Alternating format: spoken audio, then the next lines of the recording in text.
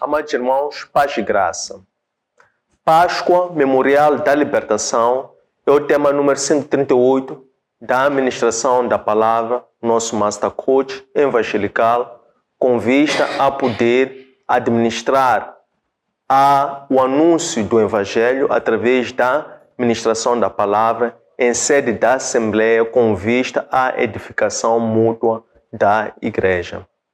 Este programa, que materializa-se em sede da Assembleia, conforme temos dito, ele sucede ao momento anterior em que, em separado, procedemos a um estudo vertical, teológico, profundo sobre as Sagradas Escrituras para poder extrair não só a letra, mas sobretudo o mistério por detrás da letra, para que, cheio da palavra e do Espírito, possamos estar convencidos pelo Espírito Santo a poder agir em público em sede da Assembleia Ministerial. E desta forma podemos transmitir não somente a palavra, mas sobretudo o Espírito e a vida que está por detrás da palavra. Este programa visa materializar 4 principais intentos. O primeiro deles é o de apresentar o Espírito Santo enquanto a terceira pessoa da Trindade. Existe um e único Deus em substância, glória e poder, e 3 pessoas por natureza. O segundo objetivo é o de estimular a prática da meditação contínua às Escrituras Sagradas, para que desta forma nós possamos não só conhecer a vontade do Senhor, mas possamos lá, através das Escrituras Sagradas, extrair os atributos, extrair os nomes, extrair o caráter do Senhor e poder dali obter uma das 3 partes da plenitude divina.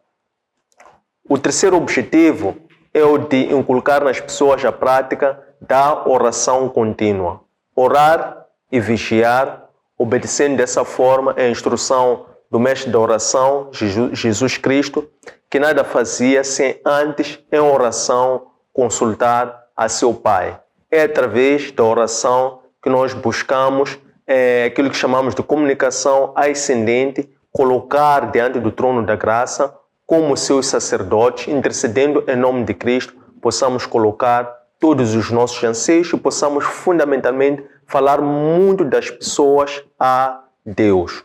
O quarto e o principal objetivo é o de promover a união da igreja, a igreja espiritual de Cristo, uma igreja uno, santa, católica e apostólica, indo assim de encontro àquela que foi a oração sacerdotal de Cristo, que antes de se entregar voluntariamente, orou para a união de Deus com o Filho, união do Pai com os discípulos, união do Pai com aqueles que fossem crer nas palavras dos seus discípulos, de forma que todos possamos formar uma única nação, que é Nova Jerusalém, e assim possamos preservar com novas vestes, possamos assim prevalecer como a noiva que aguarda o regresso do seu noivo para desposar, e possamos com toda a esperança e alegria suportar todas as tentações, suportar perseguições, suportar provações, suportar tribulações, até ao regresso de Cristo, que vai nos ajuntar no Sião, para que lá todos nós possamos entoar um hino messiânico que somente os salvos é que saberão cantar. Queremos assim iniciar o nosso estudo. Hoje vamos para a aula número 138. E nosso tema de estudo de hoje é Páscoa, em hebraico Pessa, Memorial da Libertação. Esse estudo nós vamos realizar no livro de Êxodo, todo o capítulo número 12, os versículos 1 até o versículo número 57. Versículo número 1 até 51. Antes de nós darmos atenção, e só por uma questão de antevisão, e podemos perceber como é que vai ser o curso do estudo, podemos olhar e compreender que o estudo vai ser repartido em 4 partes. Cada uma dessas partes tem um objetivo específico, tem resultados também esperados e também transmite uma certa mensagem. Isso por questões de pedagogia, por questões de edificação, por questões de arrojar a nossa fé para podermos agir com discernimento e podemos agir também pelo poder ou revestidos pelo poder da palavra de Deus. Então, a primeira das 4 partes é a instituição da primeira Páscoa. Neste momento, Deus fala em separado para Moisés e Arão e explica-lhes que ele pretendia estabelecer a primeira Páscoa ou a primeira celebração para que aquela instrução que ele estava a dar a Moisés e Arão, eles deveriam transmitir para os anciãos, transmitir para as outras gerações, para que ficasse uma celebração a ser realizada perpetuamente, sempre, mas tendo em atenção o significado dessa Páscoa como sendo um memorial da expiação e da libertação de Deus do seu povo.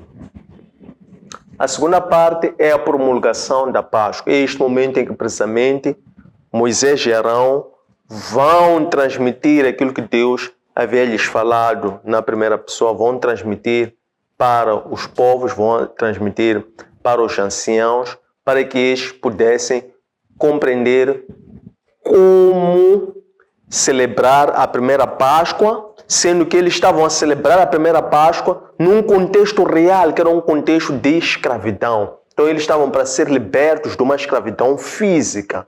Então ele dá uma instrução em como celebrar aquela Páscoa, como se prepararem para a libertação do povo da escravidão física no Egito, para que essa instrução passasse a vigorar perpetuamente por toda a existência da humanidade, como um memorial deste momento que foi a libertação de uma escravidão física. Portanto, tudo isto é uma antevisão de Cristo. Moisés, libertador da escravidão física, Cristo, libertador da escravidão espiritual. A terceira parte é quando começa então o evento da expiação. E a expiação aqui consistiu no castigo, na mão dura do Senhor para com os rebeldes. Neste caso foi a 10ª e a última das pragas que o Senhor haveria de enviar para Faraó, pelo fato de Deus ter propositadamente endurecido o coração de Faraó. Então nós começamos agora a ver a morte de todos os primogênitos dali do Egito, a começar pelos próprios primogênitos do Faraó, isto é, aquele que haveria de sentar no trono do Faraó para suceder ao seu pai, este até aos outros primogênitos, todos, sem escapar nenhum, foram mortos. E a quarta e última parte é quando, por ocasião desse castigo, porque aí está a questão do coração endurecido, as pessoas têm uma dura cerviz, têm um coração endurecido, e somente mediante um castigo duro é que as pessoas então veem esse castigo como sendo lembrante para a sua mente de que Deus existe, de que Deus é justo, de que Deus é duro, de que Deus é exterminador. Aí sim é que finalmente, após Faraó ver aquela ira abater sobre a sua casa e sobre as demais casas, é que ele finalmente então permite a saída dos egípcios. Mais do que permitir, até começou a apressar para que os hebreus saíssem do Egito e até pediu aos hebreus que eles também, para além de irem adorar a Deus, também fossem orar por ele e sua família. Então é isto que nós vamos tratar ao longo do estudo de hoje. Importa nos lembrar o que é que nós estudamos na última aula, que não foi propriamente um estudo, porque não tivemos a oportunidade de nos reunir aqui nesta Assembleia, mas foi o objeto da oração sacerdotal da semana anterior, que antecedeu a essa, que tinha como tema Deus chama e envia Moisés. Esta parte foi o capítulo número 4 do livro de Êxodo.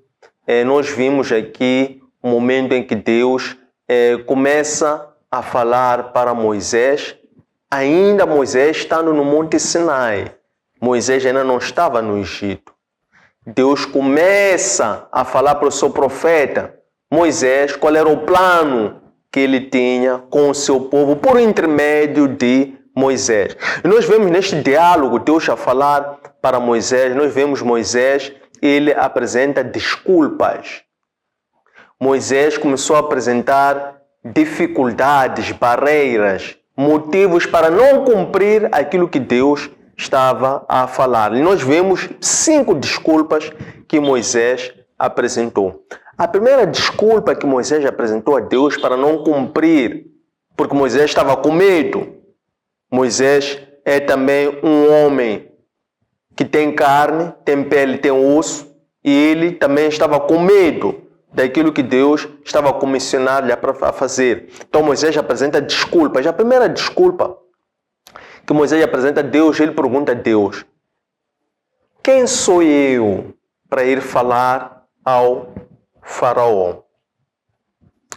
A segunda desculpa que Moisés responde para Deus, mesmo depois de Deus dizer que não era ele, mas era aquilo que ele ia fazer.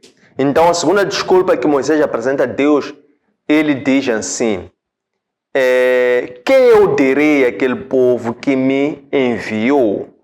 Então nessa segunda desculpa é quando Deus então anuncia a Moisés o seu nome. A terceira desculpa que Moisés apresentou para Deus, Moisés diz assim: eles não irão crer que eu falei com Deus, ou eles não dirão que você não falou com Deus. A quarta desculpa, e ainda assim Deus foi justificando a Moisés, foi convencendo a Moisés que Moisés deveria agir. A quarta desculpa que Moisés apresenta para Deus para não cumprir o seu plano, Moisés diz assim: eu tenho língua pesada.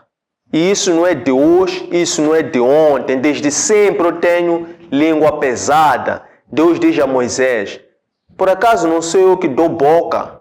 Não sou eu que ponho uma pessoa muda? Não sou eu que ponho uma pessoa surda? Eu até conheço quantos cabelos tu tens.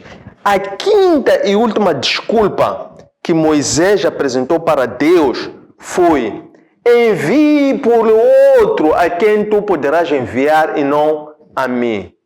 Nesse momento, Deus mostrou-se ou ficou irritado com Moisés e diz assim: não é Arão, teu irmão, o levita, que eu irei enviar para ir contigo. Eis que ele irá ter contigo e tu irás transmitir tudo isso que eu estou a te dizer para ele. De tal forma que tu serás para ele como um Deus e ele irá transmitir ao faraó as palavras que tu vais transmitir para ele. Então foi basicamente isto a essência do nosso estudo anterior. Vamos agora entrar, estamos a ser do capítulo, como vemos, do capítulo 4 ou 5 para o capítulo 12, porque aqui neste interregno nós temos as pragas. A primeira, a segunda, a terceira, a sucessão das pragas e a resistência do faraó, isto é, o coração endurecido do faraó, que foi algo propositado por Deus. Então, precisamente, nós queremos, antes de entrar com profundidade, perceber ou descascar Páscoa. O que é de ser Páscoa? Deus tem um plano histórico de salvação da humanidade. E o plano histórico de salvação da humanidade foi desencadeado em 5 etapas. A primeira etapa foi no Jardim do Éden, conforme temos dito. A segunda etapa foi através de Noé. A terceira etapa foi através de Abraão.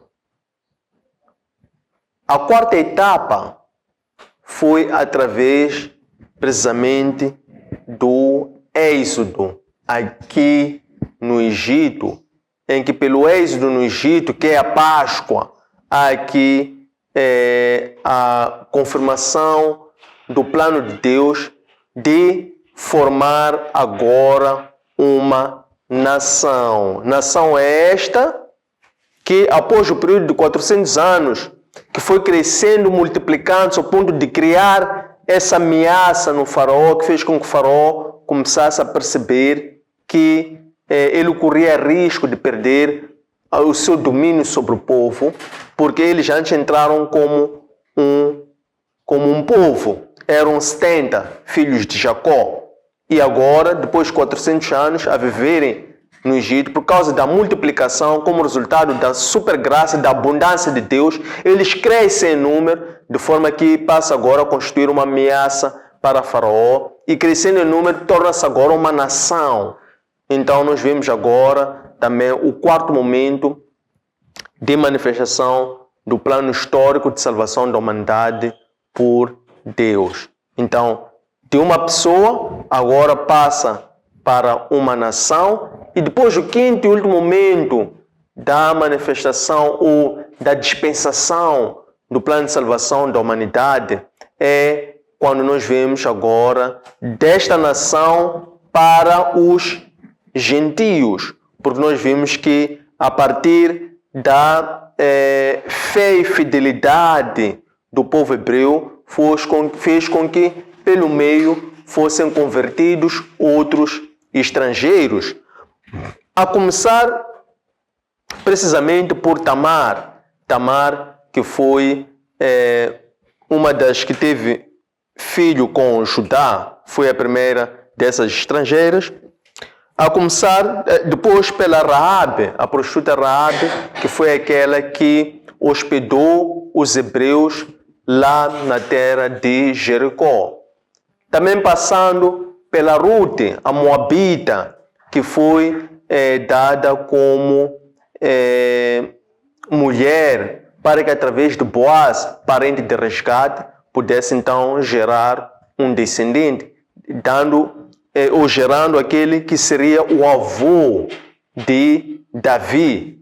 E também o caso da mãe de Salomão, Davi com Salomão, chamada Betsabe, que também foi uma outra estrangeira, que também é usada, entra na genealogia de Cristo para mostrar que o Evangelho, neste momento, a partir da Páscoa, através desta evolução da escatologia, das dispensações de Deus, apontava que a partir de uma pessoa iria chegar a toda a humanidade. Precisamente, nós temos aqui neste momento, vamos nos concentrar neste momento específico que é através da Páscoa, da libertação do povo hebreu que estava cativo na terra do Egito. O Evangelho segundo João, capítulo 1, versículo 29, apresenta-nos ali a figura de João Batista. João Batista, ele estava a batizar no Jordão e ele depois vê a Cristo entrar em Jerusalém e ele diz: eis o Cordeiro de Deus que irá tirar o pecado do mundo. Antes, porém, de nós olharmos isoladamente para João Batista, na sua humildade, a reconhecer que ele é aquele que iria à frente, tal como havia predito o profeta Isaías, dizendo que aquele queria ir à frente para preparar caminho. Então, através desta humildade de João Batista, antes nós vemos a humildade de Isabel, prima de Maria, mãe de João Batista, também a mostrar-se humilde diante da mãe de Jesus Cristo. Isto é, estamos a querer dizer o seguinte, que do mesmo modo que João Batista apontou para Cristo, reconheceu que Cristo é aquele que era superior a ele, que viria para tirar o pecado do mundo. Também no Evangelho segundo Lucas, capítulo 1, versículos 29 a 32, nós vemos quando Maria, agora à espera de dar parto a Cristo, quando ela vai visitar nas montanhas Isabel, mãe de João Batista, que também estava grávida, quando Maria entra na casa recebida por Zacarias, quando ela entra e saúda, quando Isabel ouve a voz da Maria, o filho da Isabel, que era João Batista, que estava no seu ventre, pulou por reconhecer o filho que também estava no ventre da Maria. E Isabel, a responder à saudação da Maria, ela diz: bendita és tu dentre as mulheres, bendito é o filho do vosso ventre. Um pouco mais além, nós temos em João capítulo 3, versículo 16, diz a palavra de Deus que Deus deu o seu único filho, filho unigênito, Jesus Cristo, para a remissão do pecado, isto é, por amor aos pecadores. Então nós aqui também vemos o amor de Deus, que é um amor sacrificial, que não é um amor de meros sentimentos, que não é um amor que tem vontades ou não, mas é um amor de sacrifício, que deu o seu único filho unigênito para poder libertar, para poder expiar, para poder absolver, para a condenação eterna, os pecadores. Nós ainda encontramos em profeta Isaías, capítulo 53, versículos 7 a 10, em que ali o profeta, ele diz que Cristo é aquele que entrou no matadouro como um cordeiro mudo e suportou todo aquele terror que assaltava as suas entranhas por saber que ele estava a entrar para o corredor da morte. Mas ele fez-se mudo, sem murmurar, sem questionar, sem duvidar. E ele fez-se como um cordeiro. E ele, ao fazer-se como um cordeiro, o Pai agradou-se do Cristo ter sido moído, porque ele era o único que era perfeito como uma oferta expiatória para poder remir o pecado do mundo.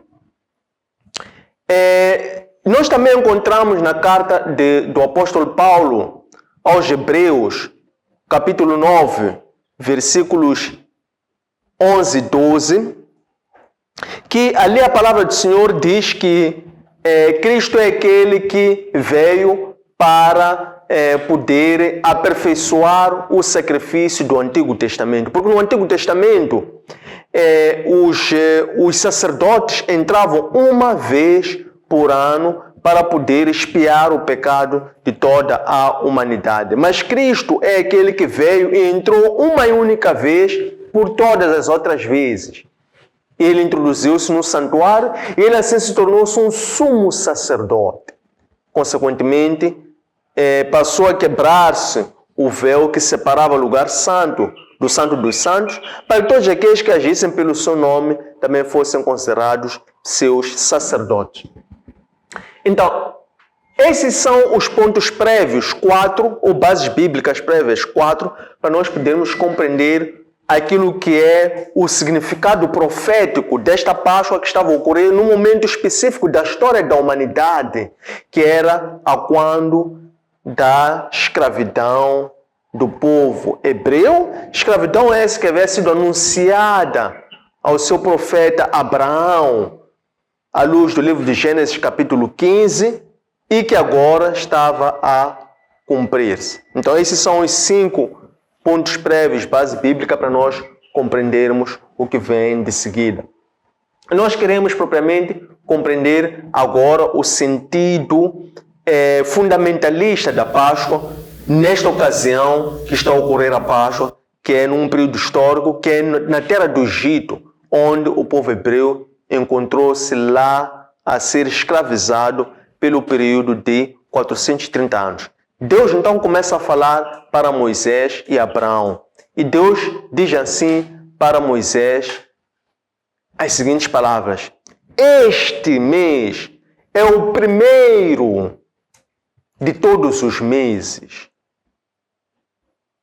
Isto é, Deus está a organizar o seu povo em função da sua vontade. Deus está a dizer que de todos os meses, de todas as atividades que vocês têm no dia a dia, de todos os eventos que vocês têm para viver, este evento é o primeiro de todos os outros eventos. Então, este é o primeiro mês de todos os meses. É um mês que está para ocorrer um momento importante, que é a Páscoa. Então, Deus está a explicar, ou está a instituir a Páscoa, explicando-a a Moisés e Arão. O que é que isto nos sugere? O livro Evangelho segundo Mateus, capítulo 15, versículos 25 a 33, vê lá o Senhor a falar para os seus discípulos, Cristo a falar para os seus discípulos, dizendo-lhes: não será a vida mais importante que o que comer e o que beber? Não será o corpo mais importante do que o que vestir? Então ele vai explicar nessa alegoria, dizendo para que nós não tenhamos preocupações, para que nós não tenhamos ansiedade. E a ansiedade é a doença, uma das doenças mais graves do século XXI, que é o excesso de preocupação, é o excesso do amanhã. Então, Deus está a dizer a Moisés: este será o principal de todos. Evangelho segundo Mateus, capítulo 15, nós dizemos versículos 25 a 33, Deus está a falar para o seu povo, dizendo: não andais ansiosos com o que comer, com o que beber, porque até os pássaros, esses não andam ansiosos e até cantam. Olha para os lírios do campo, que têm as vestes mais resplandecentes que até as vestes do próprio rei Salomão.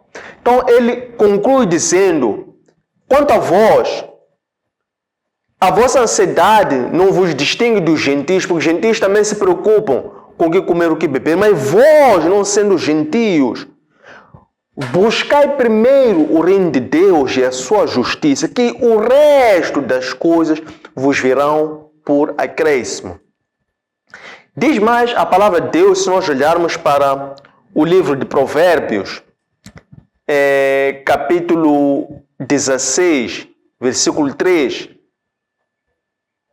Diz ali a palavra do Senhor: confiai ao Senhor os seus planos, que os seus pensamentos nos serão estabelecidos. Isto é, entreguemos ao Senhor os nossos planos. Isto é, entreguemos ao Senhor uma agenda branca, para Ele escrever os seus planos. E não entregamos ao Senhor uma agenda que são os nossos planos escritos. Dizer: o Senhor, aqui estão os nossos planos. Não. Confiemos ao Senhor os nossos planos, para que Ele possa nos estabelecer os seus pensamentos. Diz também a palavra do Senhor no livro de Provérbios, capítulo 3, versículo 16, que o Senhor conhece todas as necessidades do seu povo, tanto as necessidades físicas, tanto quanto as necessidades espirituais. Pois o Senhor ali, Ele estabelece que Ele tem a plenitude divina, isto é, que na sua mão direita é onde está a imensidão dos dias de vida que o homem precisa, porque o que o homem precisa, o homem busca no seu dia a dia, é alegria, e a alegria é a fartura, e a fartura são os muitos dias de vida que ele pode passar na terra, estando na presença do Senhor, que ele diz que isto está na mão direita do homem. Ele diz que na mão esquerda do homem estão as riquezas e as honras. Então, isso tudo pertence a Deus. Então nós vemos aqui o Senhor a se referir sobre a importância que eles tinham que dar a aquilo que Deus estava a dizer: a este mês é o primeiro de todos os meses. O que é que isso nos remete? Remete-nos que a Páscoa é um evento, é uma celebração, é uma liturgia, é uma festa de tantas outras festas, celebrações, eventos que se realizam ao longo de um calendário de um ano.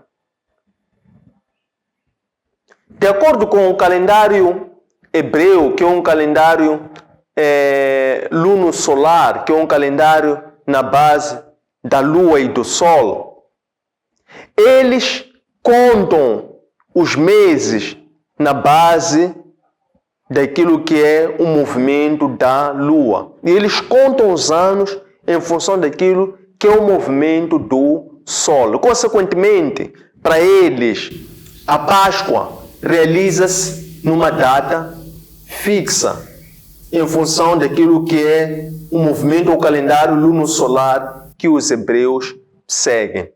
E este período, esta celebração, eles passaram a chamar de Nissan, em termos de designação do período do ano. Nós, os cristãos, de acordo com o concílio da Nicéia, realizado no século número 3, foi estabelecido critérios únicos, específicos, para que nós passássemos a observar esta celebração e a fazer constar no nosso calendário. Nosso calendário é um calendário greco-romano. Consequentemente, para os cristãos, a Páscoa celebra-se entre os meses de março e de abril. Isto é um período variável, diferentemente do calendário hebreu. Disto resulta que para nós a Páscoa passou a ser a celebração da crucificação, morte e ressurreição de Cristo, como interpretação do que estava a ocorrer precisamente aqui neste período. Então, depois continua Deus a falar para Moisés, continua Deus a falar para Arão. E ele diz que neste mês, cada um dos agregados de uma certa casa deverão escolher um cordeiro para dar este cordeiro como holocausto. E esse cordeiro que seja suficiente para abastecer as necessidades de uma casa. Se esta casa tiver um número de agregados inferior, convidem a comunidade afora para que eles possam se ajuntar de forma a poderem juntos partilhar desta celebração, desta refeição, como celebração da obra do Senhor. No livro de Atos, capítulo 2, versículos 42 a 47, nós temos que ali o apóstolo Pedro, ele está a instruir ao povo. Era uma multidão de cerca de 3.000 pessoas que antes haviam acusado os apóstolos de estarem inebridos. E após eles serem convencidos através da explicação do apóstolo Paulo que aquilo que eles estavam a viver era o cumprimento de uma promessa do próprio Cristo, porque antes eles pessoalmente haviam convivido e testemunhado todas as obras, milagres, e também haviam guardado todas as prescrições proféticas de Cristo, que ali estava a ser o cumprimento de tudo quanto Cristo havia os dito. Quando esta multidão se convence daquilo, aquela multidão então perguntou a Pedro como é que eles então também poderiam passar a crer ou a ter aquela mesma fé. Então Pedro explica que eles deveriam ser batizados e nascer de novo para que lhes fosse perdoado o pecado. Depois Pedro começa a instruir então aquela multidão sobre a necessidade de haver comunhão, de haver partilha de pão. Então, a partir daquele momento, os cristãos passaram a comungar como? Na partilha da palavra. Isto é, na partilha não só do pão físico, mas sobretudo do pão espiritual, que é a palavra de Deus. Então, eles passaram a dedicar tempo a partilhar. a comungar, a partilhar o pão, a partilhar o alimento, a partilhar o tempo, a poderem se edificar mutuamente. A palavra de Deus, ainda no Evangelho segundo Lucas, capítulo 14, versículo 33, diz a palavra do Senhor que ninguém poderá ser seu discípulo senão abdicar ou renunciar a tudo. Naquele momento estava Cristo a instruir os seus discípulos. E ele dizia que todo aquele que quiser ir após ele deveria negar a si próprio, deveria carregar a sua cruz. E ele vai mais dizendo que aquele que não desagradar aos seus pais, não desagradar aos seus irmãos, não desagradar-se a si próprio, não poderá agradar a Deus. E aquele que não carregar a sua cruz não poderá agradar a Deus. E aquele que não negar a tudo quanto tem para poder estar em comunhão com os irmãos, também não poderá agradar a Deus. Isto é, não poderá ser seu discípulo. É o que ele diz de uma forma muito direta, de uma forma muito aberta. Continua então Deus a falar para Moisés, a falar para Abraão. E Deus diz a eles que todo cordeiro que vocês tiverem imolado, devem escolher um cordeiro de 1 ano. Isto é, deve ser um cordeiro perfeito, deve ser um cordeiro que seja o melhor do que eles têm para oferecer a Deus. Isto remete-nos a Gênesis capítulo número 4, onde nós vemos a oferta de Abel, que foi aceite e que agradou a Deus relativamente à oferta do seu irmão Caim, de onde resultou aquilo que nós consideramos a primeira agressão, onde iniciou a violência entre irmãos, que neste caso nós vemos que Caim assassinou o seu irmão pelo fato de Deus ter se agradado da oferta de Abel em detrimento da oferta de Caim. Nós vemos também ainda no livro de Gênesis, no capítulo 22, quando Deus fala para Abraão e diz: Abraão, leva o teu único filho, que tu tanto amas, leva até o Monte Moriá e vai dar-lhe a mim por sacrifício. E Abraão cumpre e leva o seu único filho, Isaque, isto é, não o único, mas o filho que ele tanto amava, tanto aguardou, e o filho gerado pela sua esposa, Sarai. Então Deus pede precisamente o seu único filho para que Abraão fosse dar no Monte Moriá como sacrifício. E Abraão, cumprindo a instrução, cumprindo a palavra do Senhor, por temor a Deus, Abraão leva o seu filho até o Monte Moriá. Estando Abraão lá, pronto para sacrificar o seu filho tão amado, único, por intermédio de Sarai, então Deus impede Abraão, e do alto dos céus Deus diz: Abraão, não faças isso, porque eu agora já sei que tu me temes. Isto é, Deus diz a Abraão para ele levar o filho que ele tanto ama, que era para Deus ver se Abraão tinha temor ou não a si. Então, nós vemos nessa mesma instrução, Deus já falar para Moisés, já falar para falar para o irmão de Moisés, dizendo que vocês devem escolher cordeiro com a idade de 1 ano.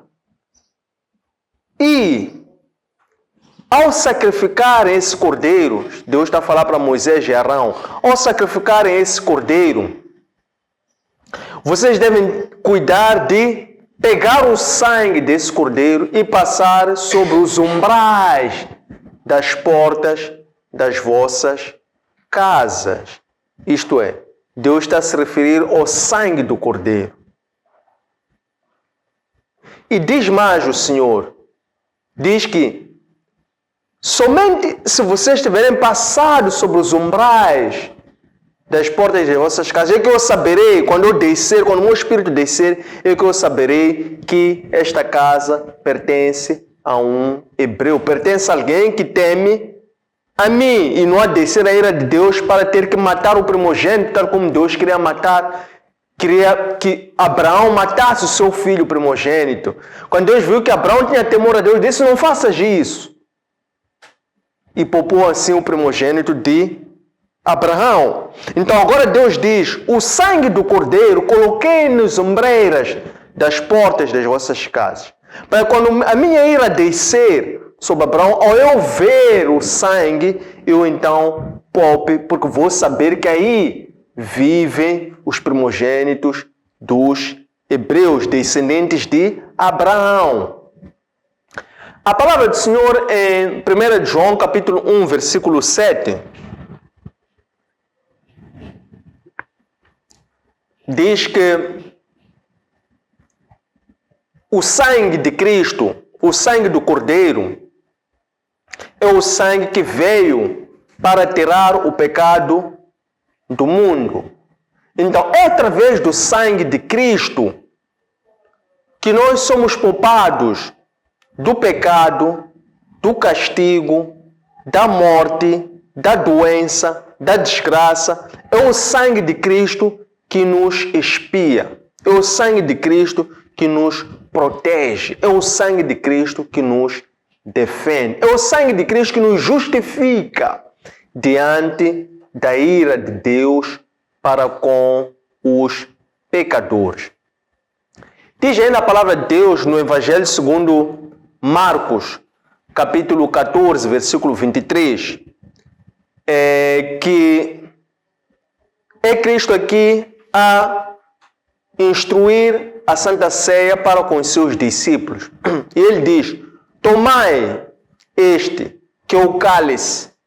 Este cálice é ou representa a aliança eterna entre eu e vós. Tomai-o como aliança eterna.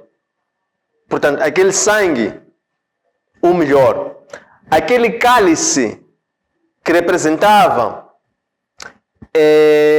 a aliança eterna entre Cristo e os seus discípulos, era representativo do seu sangue. Isso ele diz que para que haja comunhão entre eu e vós, através do cálice que ele estava a servir, ele ia dizer que este cálice representa o meu sangue, que será vertido na cruz. Então, nós vemos também Deus a falar para Moisés, a falar para Arão, que eles deveriam fazer com que, ou marcar com que o sangue do cordeiro deveria passar nos umbrais das suas portas. Diz ainda o Senhor que naquela celebração eles deveriam consumir tudo. Isto é, deveriam consumir toda a parte do corpo, deveriam consumir quer a cabeça, deveriam consumir também quer os intestinos, toda a parte interior, o fígado, os rins, o coração, deveriam tudo ser servido, mas isto deveria ser servido assado e não cozido.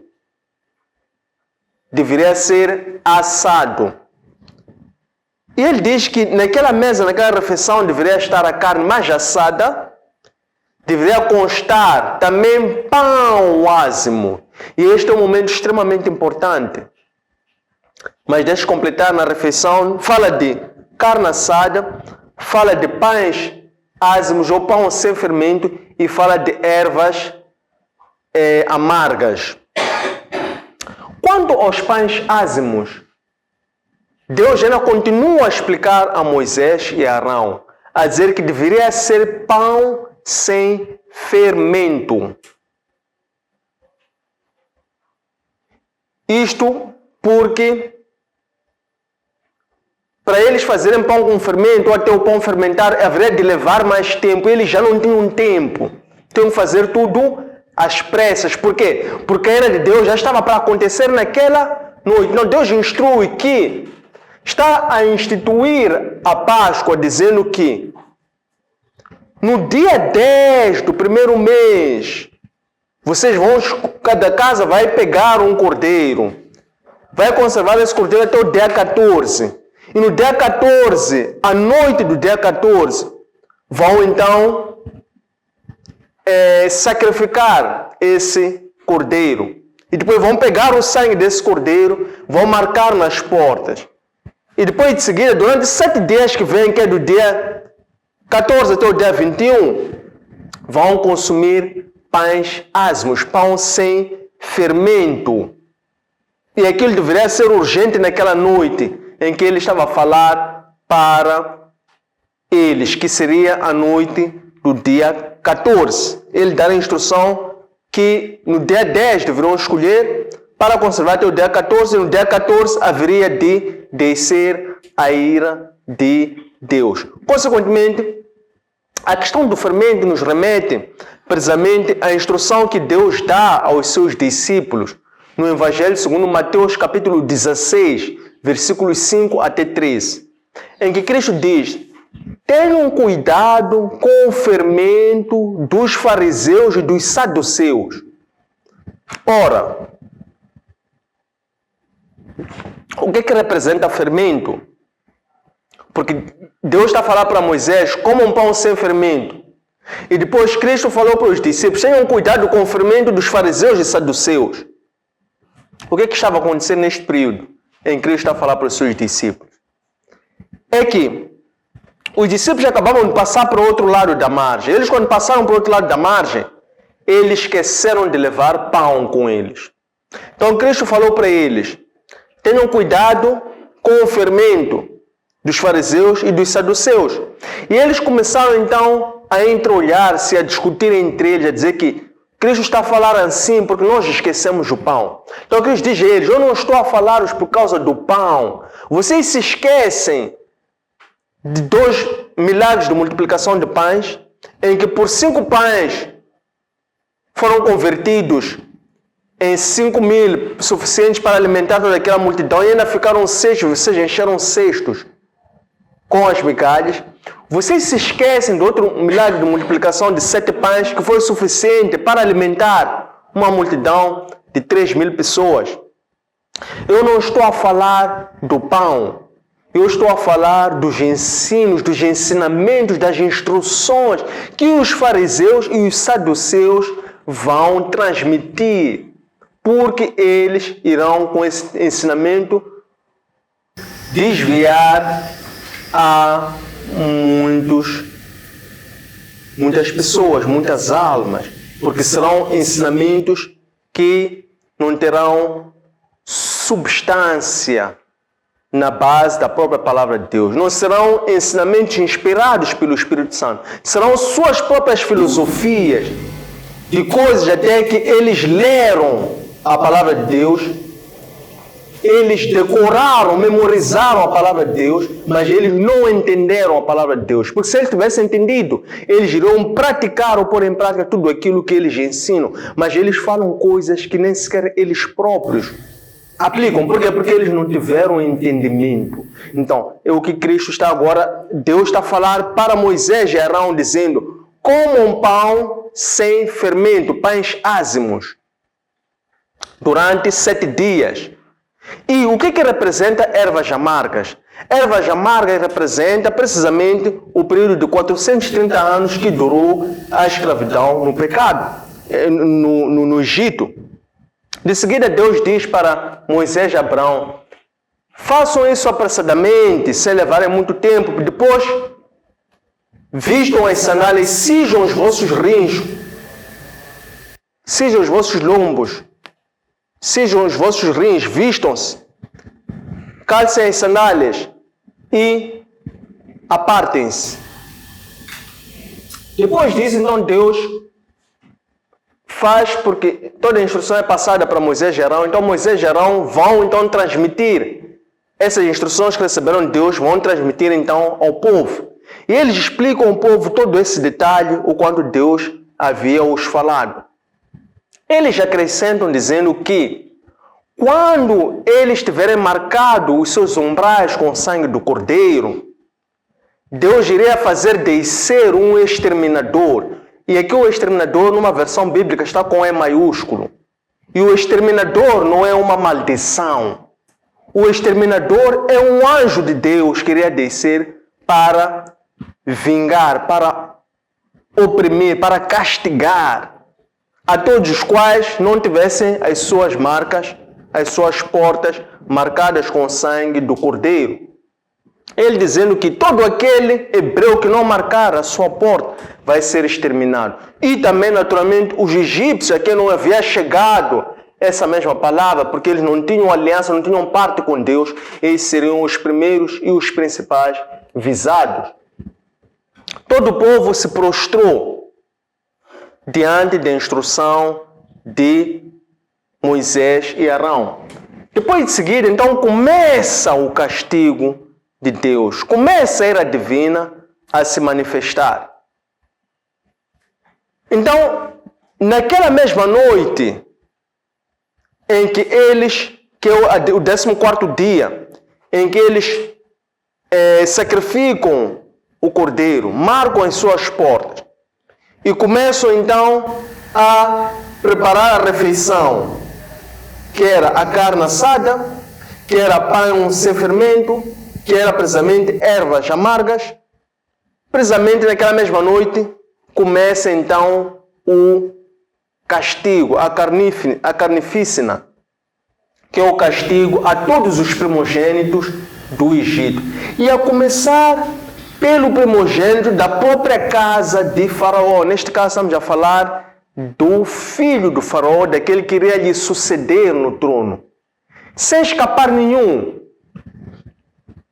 É castigado primogênito da casa do Faraó.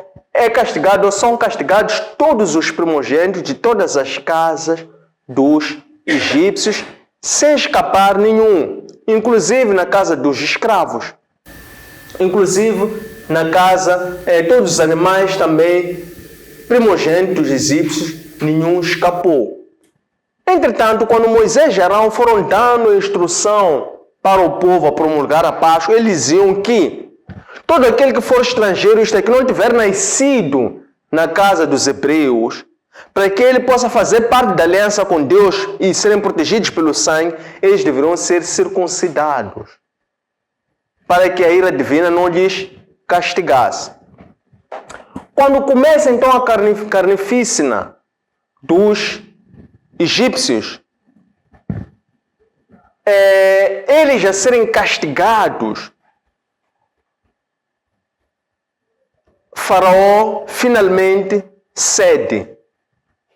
Faraó finalmente, por estar a ser castigado e sentir na pele aquele juízo de Deus, ele então começa a dizer para Moisés e Arão: aquilo que vocês querem fazer, façam.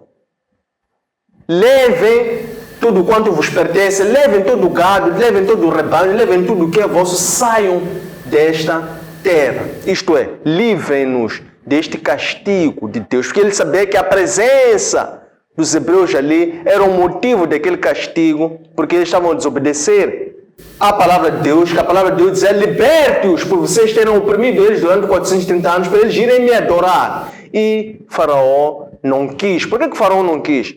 Porque Faraó tinha o coração endurecido. A palavra do Senhor na carta aos Romanos, capítulo 9, versículos 17 e 18, diz que Deus, ele endureceu a palavra de Faraó para que fosse conhecida a justiça de Deus, que é a sua mão dura. Queria se abater aos orgulhosos, no caso, ao Faraó. A palavra do Senhor vai mais ainda na carta aos Romanos, no capítulo 6, versículo número 23, diz que o preço do pecado é a morte, ou a morte é o preço do pecado. E nós estamos precisamente a ver aqui a morte dos primogênitos a ocorrer por causa do pecado do faraó. E o pecado do faraó condenou a todos os egípcios, porque era uma opressão dos egípcios para os hebreus. E é assim que eles não só permitiram a saída dos israelitas, como também os israelitas, no caso, aquilo que Moisés tinha dito às mulheres, que tudo aquilo que vocês forem pedir às outras mulheres egípcias, às vizinhas, elas iriam dar. Então, dessa forma, os hebreus pediram todos os bens, estamos a falar de brincos, objetos preciosos, e as egípcias foram dando por medo, por receio, deram tudo quanto os hebreus quiseram. Desta forma, cumpriu-se a palavra de Deus que disse que ao fim do período de opressão do seu povo, iria retirar o povo de lá, mas o povo haveria de sair com muita riqueza. Isto é, desta forma, os hebreus despojaram os egípcios, e desta forma nós vemos, então, Deus a dizer que isso que eu estou a dizer, vocês devem informar aos vossos descendentes, para que eles, quando se introduzirem na terra prometida, eles possam também lá perpetuamente celebrar essa mesma Páscoa, como sendo uma forma de memorial a mim, para celebrarem, por um lado, a expiação pelo pecado e, por outro lado, a libertação do povo hebreu dessa mesma condenação do pecado, da morte e do inferno. Tendo chegado a esta parte, termina o primeiro momento de exposição, abre-se então um momento para a colocação de questões, sugestões e dúvidas para tornar esta Assembleia mais inclusiva. Muito obrigado. A paz, irmãos. Obrigado. Eu tenho aqui umas 3 questões. A primeira é: qual era o objetivo de Deus para introduzir os hebreus na terra do Egito? Será que não havia outras terras? A segunda: aqui há 2 grupos de cristãos. Uns dizem que agora não podemos celebrar a Páscoa. E o outro diz, podemos celebrar. Qual é o grupo a seguirmos?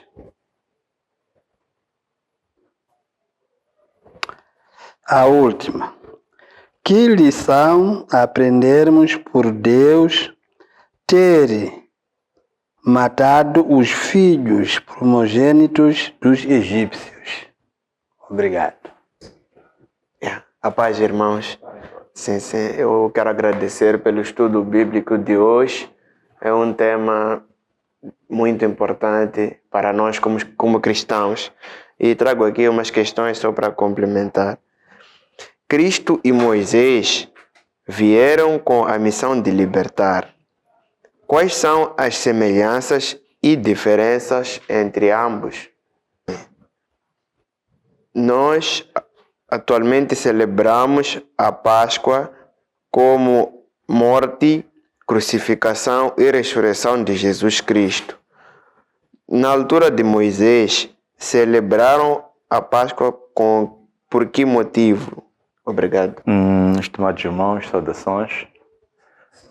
Quero desde já agradecer a todos os irmãos que aqui se encontram e agradecer a mão de Deus que nos guiou, de onde cada um de nós esteve,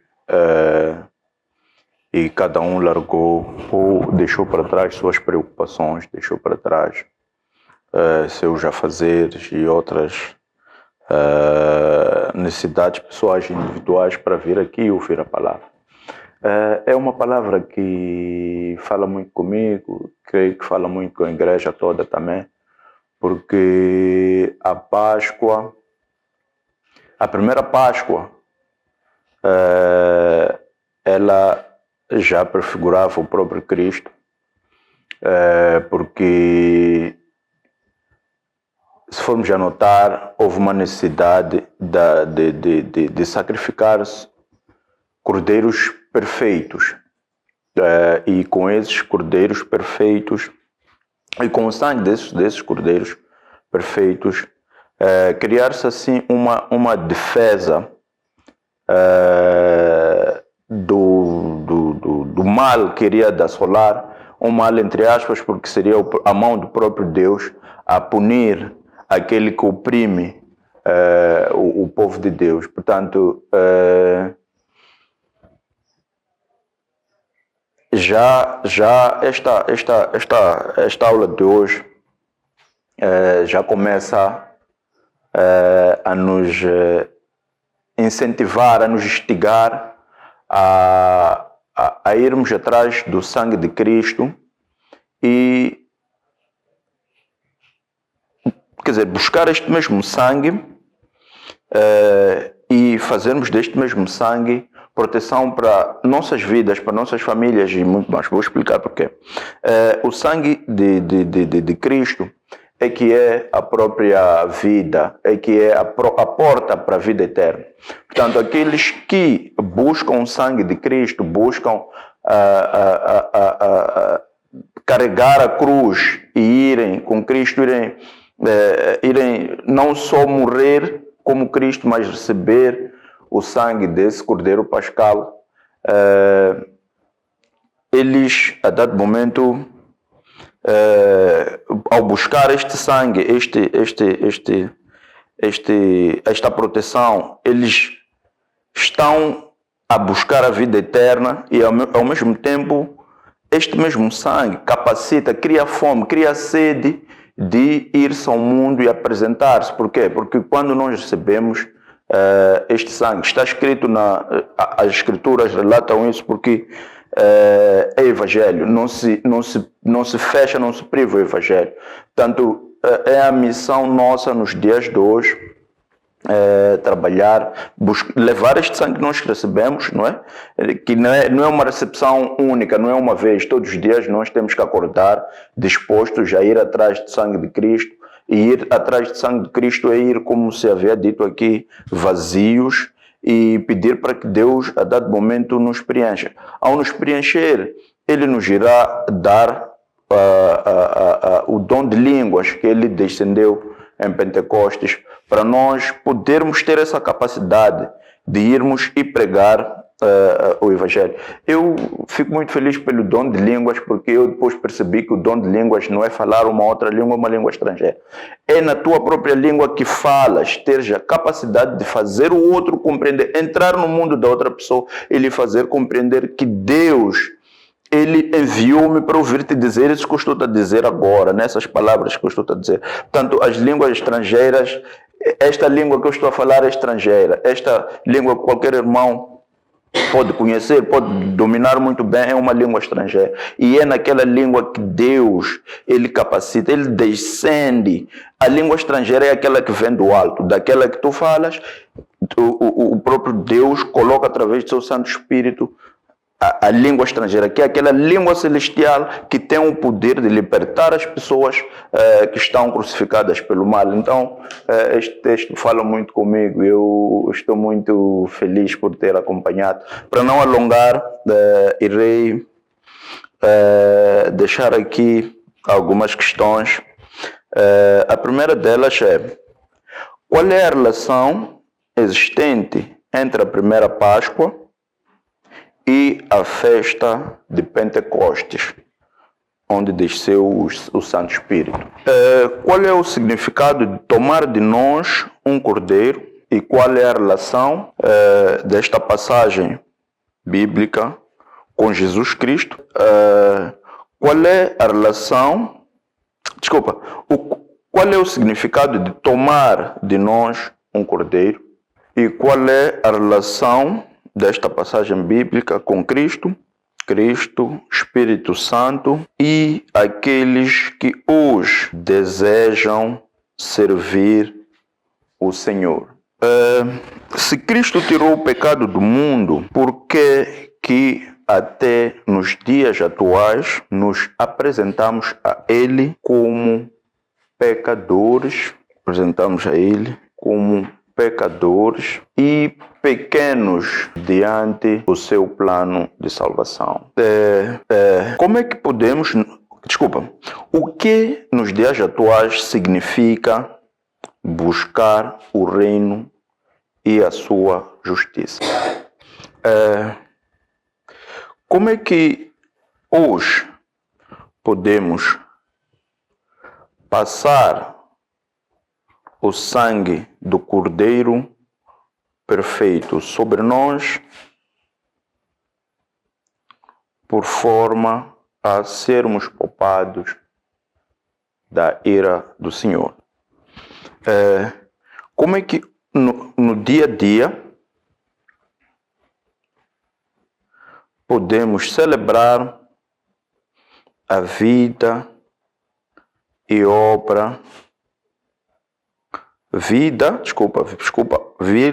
obra, morte e ressurreição de Cristo. Para fechar, como nos dias atuais podemos usar dos feitos da Páscoa para pregar a libertação, sendo que o tema 2 sugere que a Páscoa também é uma das formas de libertação. Obrigado. Amados, queremos, em primeiro lugar, louvar o Senhor pela nossa existência,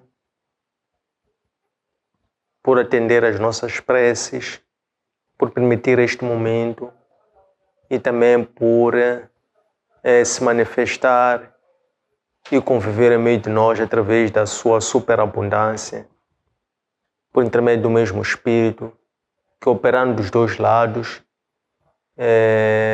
flui no sentido inverso, um rico banquete celestial em forma de 12 questões para podermos nos deliciar deste maná, desta refeição que hoje é nos servida, que é memorial da celebração da Páscoa, em forma de carne assada, de pão sem fermento e de ervas amargas. A primeira dessas questões é: qual é o objetivo de Deus ao ter introduzido os hebreus, o povo hebreu, na terra do Egito? Será que não havia outras terras? No contexto, vamos responder essa questão tendo atenção dois aspectos. Primeiro aspecto, que é o caráter de Deus. Deus é soberano. Significa que Ele faz as coisas, faz o seu plano e cumpre os seus planos, independentemente daquilo que é a vontade, a percepção e a compreensão humana.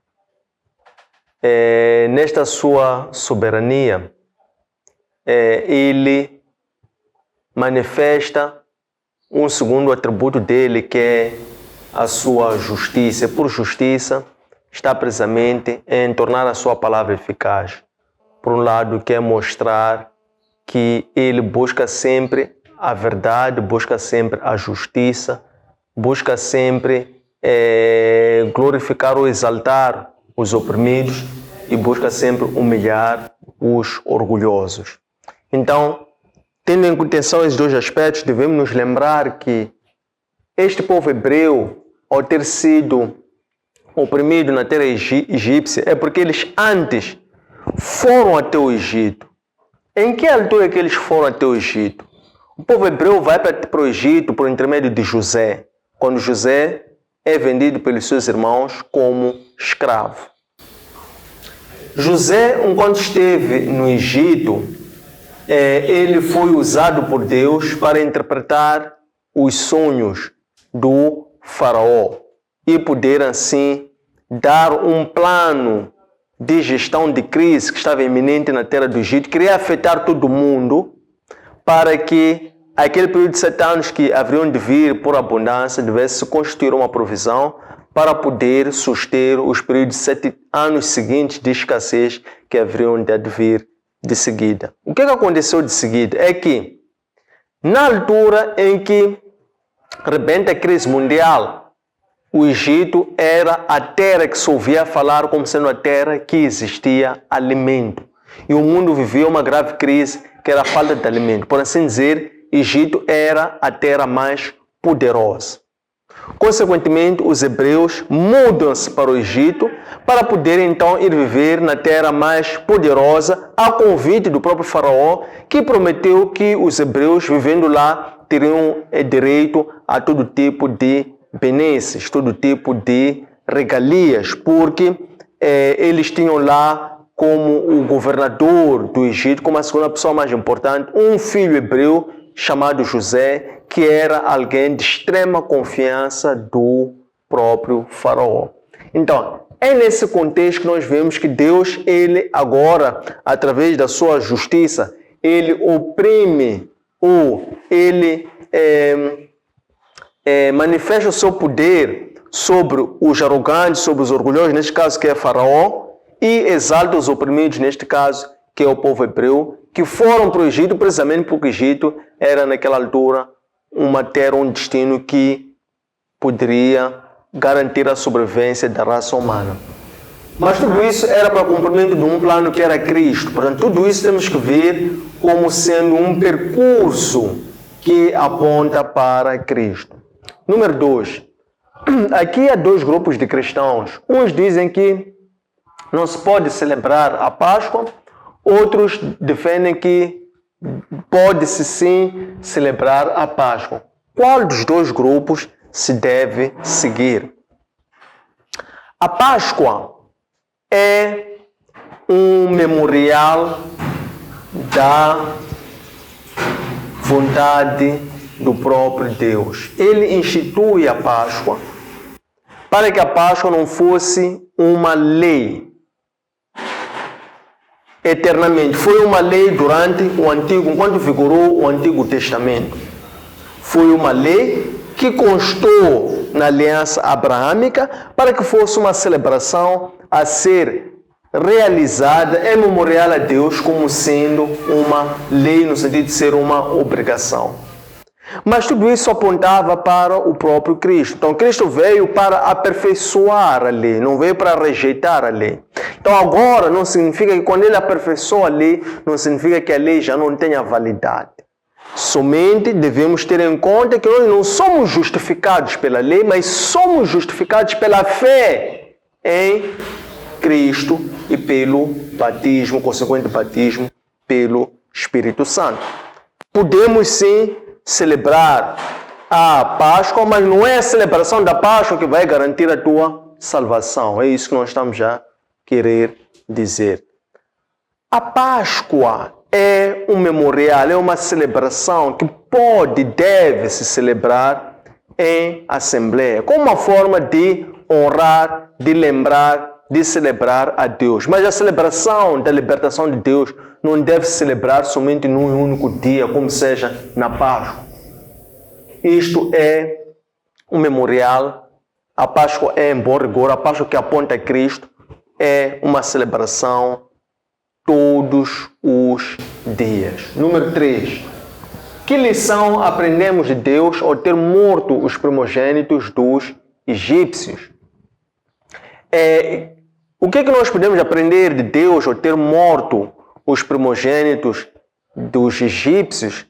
É o preço da desobediência. A palavra de Deus no Evangelho, na carta aos Romanos, capítulo 6, versículo 23, diz que o preço, a morte é o preço do pecado. Então, nós vimos que o faraó, que era o responsável máximo dos egípcios, que era o rei, que era o governante, que era o todo-poderoso do Egito, ele desobedeceu a palavra de Deus. Através da sua desobediência à palavra de Deus, ele atraiu castigo para todo o Egito.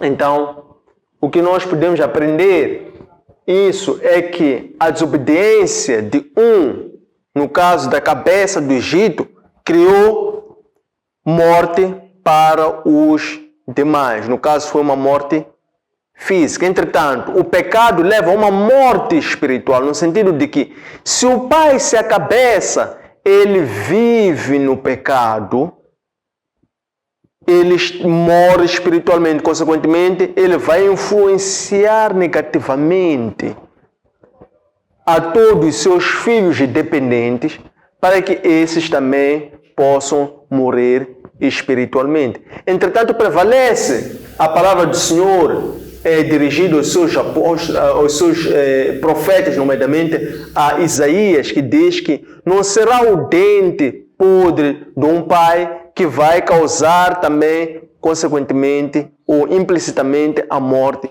dos seus filhos. Tudo tem que haver o quê? É preciso perceber que para a salvação tem que, por um lado, haver a presciência, a vontade de Deus, daqueles que ele sabe que vão crer no Evangelho. Por outro lado, também tem que haver o quê? A vontade humana. Significa que, ainda que o pai peque, se os filhos não aceitarem viver e se sujeitar ao pecado, eles não serão também condenados com o pai.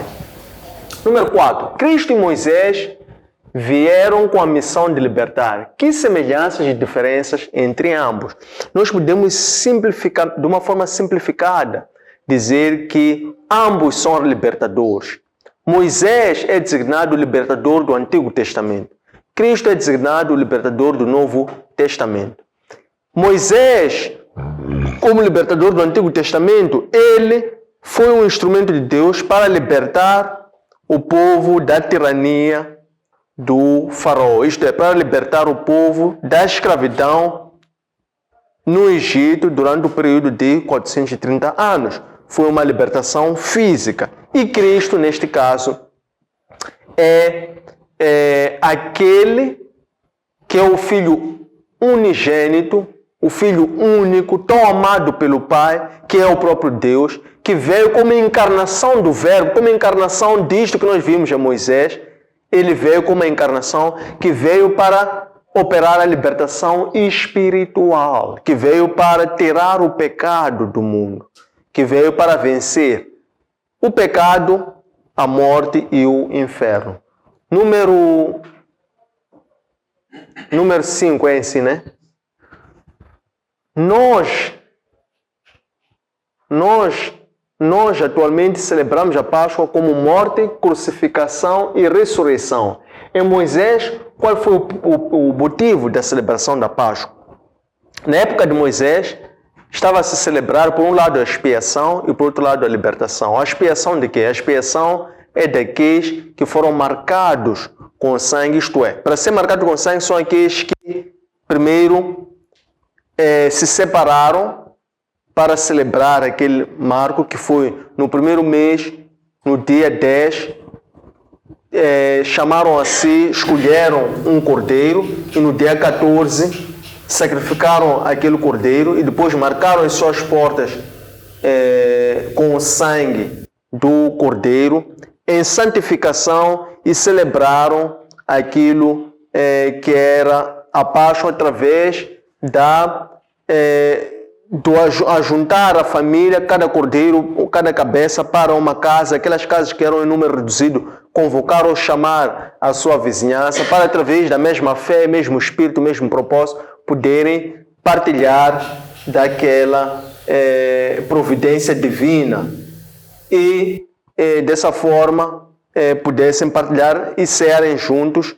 Então, desta forma, quando viesse a ira divina e o exterminador, que é o Espírito de Deus, quando descesse a fim de matar todos os primogênitos, ao passar por aquelas portas, aquelas casas cujas entradas tinham sangue, ele haveria de reconhecer que aquelas casas deveriam passar sobre, o que é o significado literal de Páscoa, em hebraico Pesa, que significa passar sobre, que significa libertar. Então, este é o primeiro sentido, que é expiar. Expiar é poupar de um pecado, é expiar, poupar de um castigo. Por outro lado, é a libertação, que foi precisamente o êxodo, que foi o retirar o povo que lá estava a ser castigado pela escravidão. Então, retirar aquele povo dali para levá-los para uma terra que emana leite e mel. Número 6. Qual é a relação existente entre a primeira Páscoa e a festa de Pentecostes, onde desceu o Espírito Santo? No calendário hebraico, ambas são duas celebrações completamente distintas. Atualmente, nós celebramos a Páscoa como sendo morte, crucificação e ressurreição de Cristo. E Pentecostes atualmente celebra aquilo que foi a descida do Espírito Santo para aqueles que prevaleceram, que perseveraram em oração, em meditação às Escrituras Sagradas. Significa que Cristo é crucificado, morre, depois é ressurreto, ascende ao alto, onde é exaltado, depois é quando ele desce novamente através daquilo que é conhecida como sendo a dispensação do Espírito Santo em Pentecostes, para que o Espírito Santo pudesse ser a promessa ou a herança de todos aqueles que aguardaram o cumprimento de toda a palavra de Deus. Número 7. É isso, né? Qual é o significado de tomar de nós um cordeiro e qual é a relação desta passagem bíblica com Cristo, Espírito Santo e aqueles que hoje desejam servir o Senhor?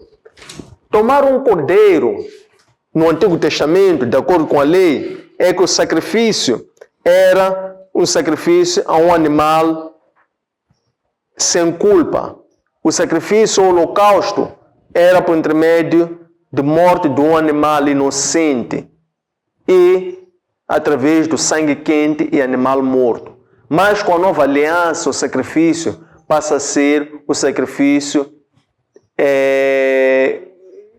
que tipifica o sacrifício do próprio Cristo na cruz. O sacrifício agora é na cruz,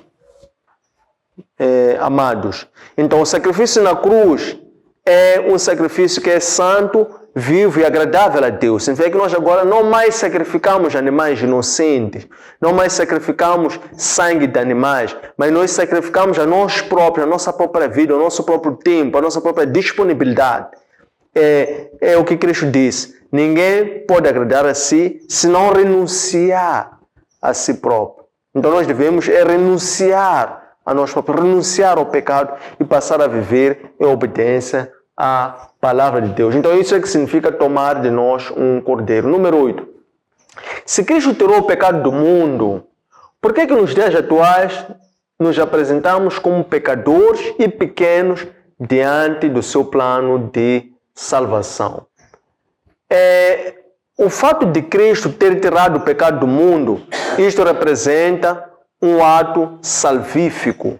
A obra salvífica de Cristo como sendo o centro do plano de redenção da humanidade, já foi consumado por intermédio de Cristo. Isso aponta para um plano ou aquilo que tem um efeito escatológico, tem um efeito para todo sempre. A partir de Cristo tem um efeito para todo sempre. Consequentemente, todo aquele que crê em Cristo, todo aquele que vive a obediência à palavra de Deus e todo aquele que, consequentemente, é batizado pelo Espírito Santo, esse sim vai ver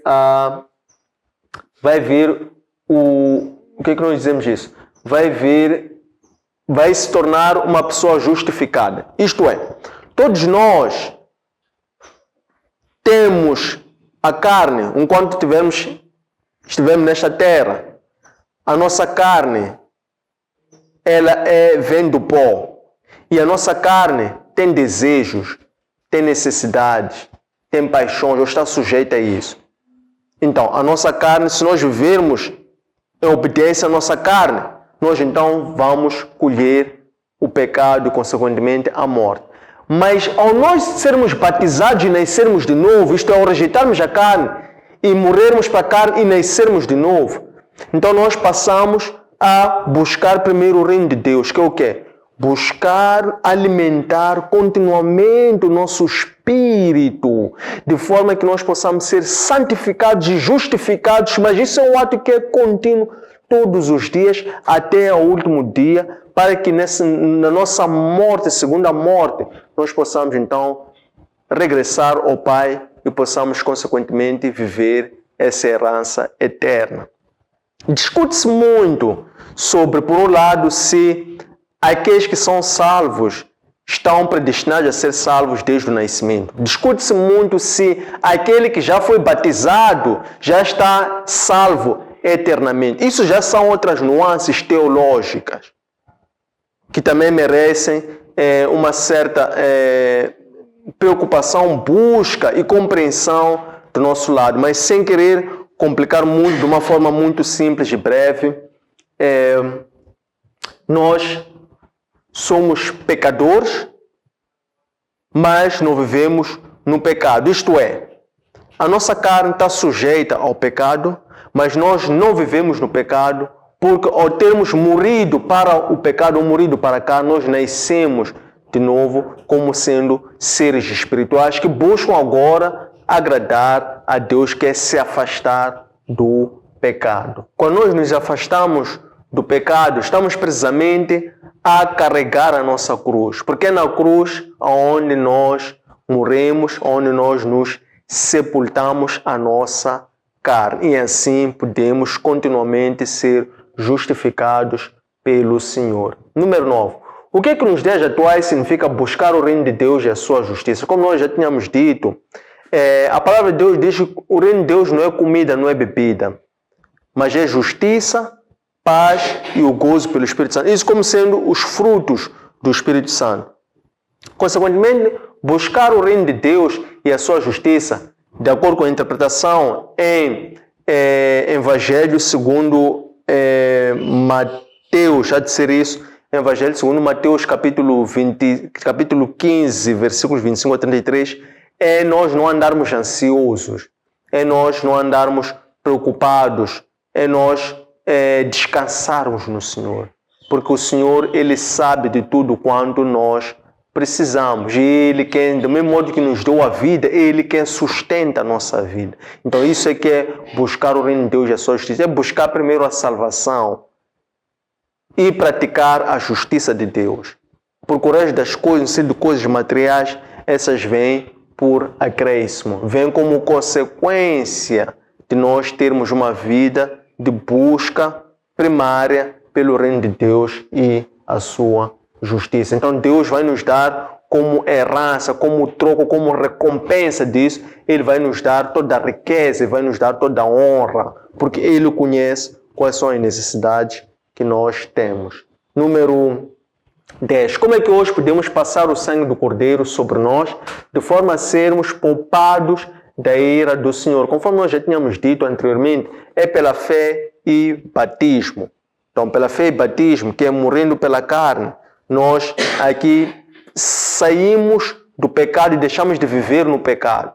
Então, pela fé no Senhor, nós passamos a viver pelo Espírito. Consequentemente, ficamos sinalizados com a marca do Cordeiro, porque estamos a viver na cruz, estamos a viver o Evangelho da cruz. Consequentemente, a ira do divino, que é o castigo pelo pecado, nunca nos alcança. Número 11. Como é que no dia a dia podemos celebrar a vida, obra e ressurreição de Cristo? Então, isso precisamente é como é que nós podemos celebrar a Páscoa. Então, nós celebramos a Páscoa dia a dia através da obediência à palavra de Deus. Obedecer à palavra de Deus é viver segundo o padrão bíblico, é viver segundo o Evangelho, é viver segundo a orientação que Cristo deixou-nos para este mundo. E alguém pode perguntar, mas como é que eu posso viver em função do Evangelho se eu estou numa terra física e a terra física é governada por outras leis? Afinal, este padrão do Evangelho não tipifica uma vida nos céus, não é uma vida celestial. Ora, a vida celestial é esta, porque quem é cidadão do reino torna-se então descendente do reino de Deus, torna-se herdeiro do reino de Deus, torna-se co-herdeiro de Cristo. Torna-se um novo cidadão. Então, esta vida, esta promessa, ele passa a colher a partir daqui, desta terra onde ele se encontra. Então, a palavra de Deus, o reino, a vida, obra e ressurreição de Cristo é algo que nós praticamos e colhemos instantaneamente aqui nesta terra. Quando nós morremos pela carne, nós nascemos em espírito. Então, quando nascemos em espírito, já somos herdeiros do reino dos céus. Já estamos a viver todas as promessas da palavra do Senhor e já estamos, então, assim, a tornar-nos filhos de Deus, como filhos adotivos de Deus. Passamos, assim, a chamá-lo por Pai. E Deus passa a ser o nosso Pai. Número 12 e último. Como é que nos dias atuais podemos usar os feitos da Páscoa para apresentar ao mundo essa Páscoa que a libertação traz consigo? Os feitos da Páscoa, quando nós viemos a Páscoa, segundo o Antigo Testamento, era expiação e libertação. E a Páscoa, de acordo com a Nova Aliança, é libertação espiritual. Então, os feitos da Páscoa primeiro operam-se em nós, porque nós passamos a ser pessoas libertas, pessoas livres do pecado, da morte e do inferno. E quando nós nos tornamos livres, então nós nos tornamos aptos a podermos também libertar outras pessoas que também são oprimidas pelo pecado, pela ignorância, pela morte, estão condenados à morte. Estamos preparados a podermos ser anunciantes, testemunhos, embaixadores e cooperadores do Evangelho. Tendo chegado a este ponto, queremos agradecer a vossa presença, interesse e pontualidade, convidar-lhe para fazer like às nossas páginas e subscrevê-las, e sem se esquecer de partilhar com a vossa rede de contatos para que a nossa comunidade continue a crescer. Encontre esta aula nos nossos arquivos digitais, nossas páginas de Facebook, de Instagram e de YouTube. Antônio Sende LDA, nosso aplicativo para plataformas Android, LOApp, e nossa webpage www.academiaservo.com. Espero que gostem, um abraço de luz e até breve.